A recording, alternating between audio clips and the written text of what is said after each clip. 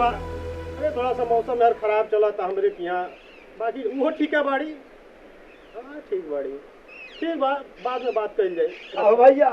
हाँ का हो इकबाल भाई? अरे हो तई बजवाला सोहर और गवाला हो। अच्छा ही पहले बैठा, ओकरे बाद में तब बात होता है। बैठा है पर का कहल चाहत है बताओ। कहत तानी कि औ सोहर और गवाला तनी बजवाला दुआरी पे बाजा आइल बनी तो सोहर गवाला? हां कब कैसन सोहर गवाला हो?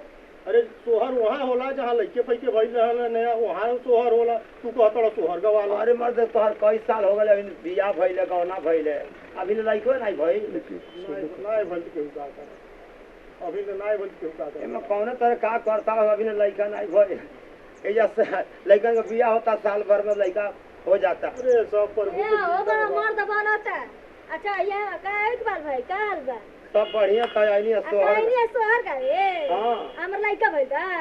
बाप कौन तरह का होता हमारा लइका होई, कई साल हो गए आज लइके नहीं भइल। अरे जाए कौन तरह का करता है भाई? हमरो करम फूटी गइल रहले। हां तमाशा देखे हम आईनी सोहर का के भैया के लइका भइल होई। कह दे तो से के कह दे। अच्छा ना भइल बा। लड़ाई बताए आज हुए सवेरे में से बामो आंखी फरकत रहल है हमार। हमरो फरकत रहल। 4-5 साल तोहर गौना भइले भाई। आ का करता के तरह का करता के आज लइका नहीं भइले मत। अरे 4-5 साल ही भइल, 2 साल 20 साल नहीं भइल मर देत। तू जगह तनी मार के रहिबो ऐसे हमसे आज। तू नहीं ऐसे आंखें मार फरकत। हम कहा तनी दादा हमरो आंखिया फरकत है यार, ये की हमरो फरकत है तो खजी बात है। अरे बाप। अच्छा भाई जाए दी सुनाई गाना सुनाई। गाना सुनाई? हां सुनाई गाना। जरूरी थोड़ी बात जगह ना लइका वाला करिए करे गाना। ना तो ओहू से तो होखे सही, थोड़ा एकर दिमाग में सही होखे। अच्छा हां मेरा दिमाग खराब रहेगा। हां जी गाना सुना दे। हां हां एकदम एकदम एकदम। अरे दादा ही खुश रहिए तो हम खुश दुनिया खुश। अरे तू हो तो पारू करे जावा में धंसल हे भौजी, हम हो तो रहनी विदेशवा में फंसल। देख भाल परी हा तू घरवा के हो हे भौजी, तो बोला का हाल बा छोटका सरवा के हो। बोला का हाल बा छोटका सरवा के बोला का हाल बा छोटका सरवा के हो। पैसा गति हमारा से बतई ह, कर मनी ऑर्डर जाके रुपया ले आई ह। पैसा भेजाई हम घरवा, पैसा भेजाई बहरवा से हो। अरे बोला का हाल बा छोटका सरवा के हो। बोला का हाल बा छोटका सरवा के हो जो। का होगा का बात का हो कि इतना दिन भले लड़का नहीं हो। का रो देखो नहीं कि साफ है एकदम खत्म बने। बार और जोर गल बार और ताकता जइया दू कोठा कोड़ी कोड़िया आके सूत जाइया। दुनिया खा के सुते रही दिन खइले सूत जाइया। मारन मरले बना अपने साथ साथ हमरो जिंदगी जड़ कइले बा।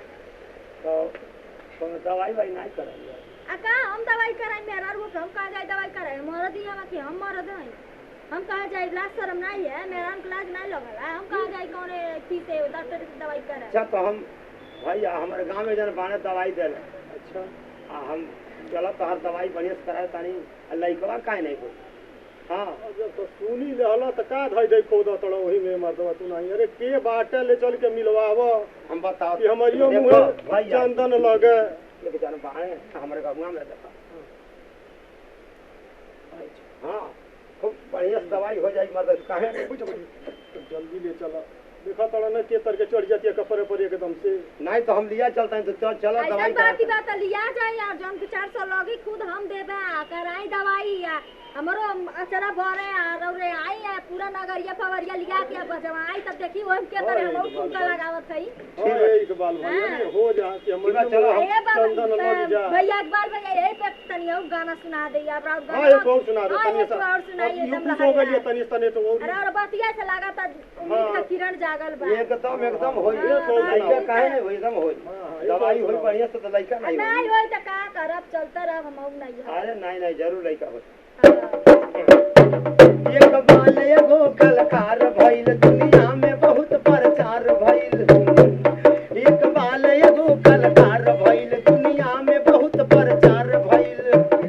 हम तो कहो तानी दुनिया जहान से प्यार बा हमरा हिंदू मुसलमान से। प्यार बा हमरा हिंदू